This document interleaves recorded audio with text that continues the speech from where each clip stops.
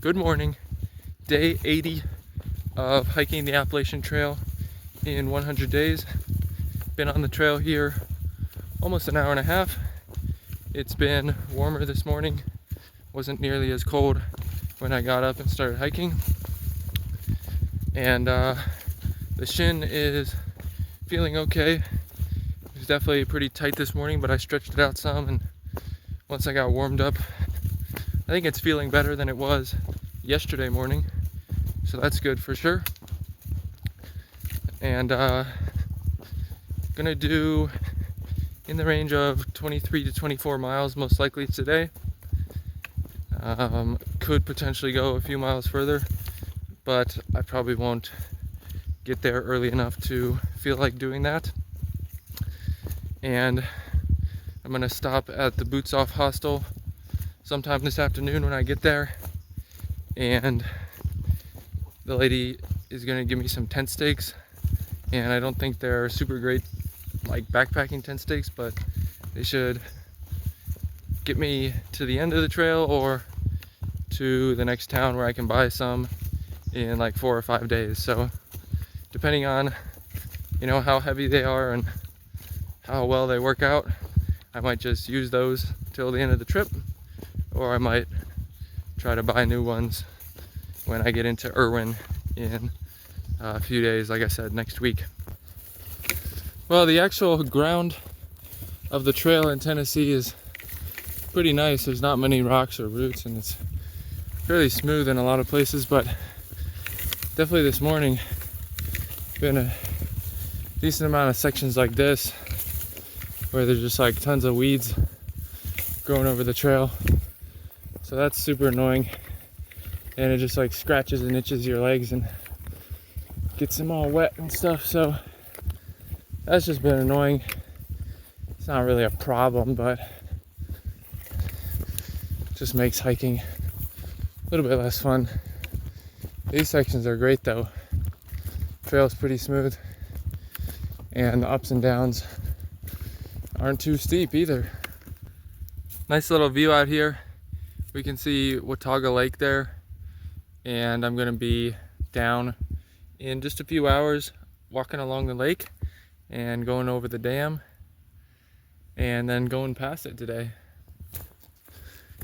Interesting thing about Wataga Lake and the Boots Off Hostel that I'm going to later to get the tent stakes is that the hostel offers something for northbounders called aqua blazing, which is where you can canoe like 10 miles on the lake and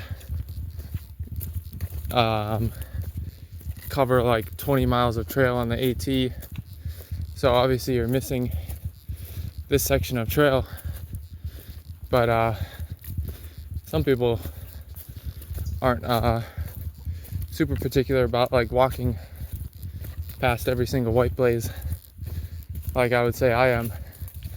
So that's something that I think is sort of popular among northbounders. I definitely heard some people talking about it further north. I think it was in Pennsylvania. I heard some guys talking about the aqua blazing they did down here.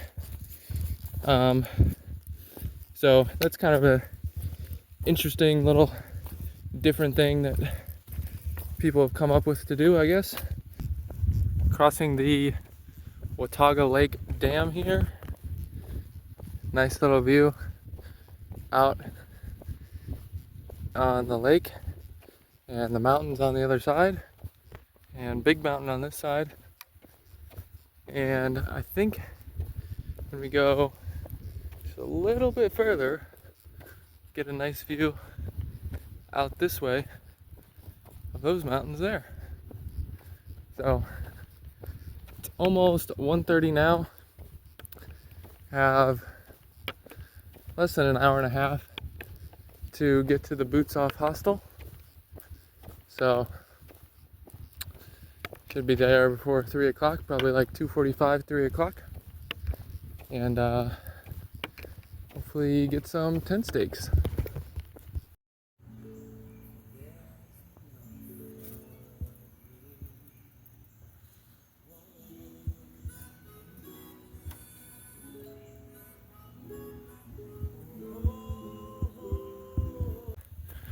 All right, it's 4:15 right now, and I stopped around 2:45 at the Boots Off Hostel, and the shuttle driver I talked to last night, Randy, he went ahead today and went out and bought me tent stakes and dropped them off at the hostel, and they gave them to me when I got there. So just incredible generosity from Randy. Really appreciate that. I called him last night just asking for advice, and he gave me lots of it, and then he went and helped me out in a big way today, so I really appreciate that. They're definitely a little bigger and heavier than the stakes I had, but they are stakes nonetheless, and are a lot better than no stakes, so I'm very appreciative of that. And when I was at the hostel, I cooked up my dinner and ate that, and the host, Luck Moon, was super nice the whole time I was there. She immediately, once she saw I was gonna cook something, she said, "Oh, save your stove fuel, let me just heat up some water here on the stove." And she heated up water for me, and then she was like, "Oh, there's this sweet tea in the fridge that someone left, go for it, have some." So I had some of that, and there was this apple cobbler thing she offered me, and so I ate that after my dinner. And of course I bought a pint of ice cream as well and ate that with the apple cobbler stuff, and that was delicious, and feeling pretty full right now.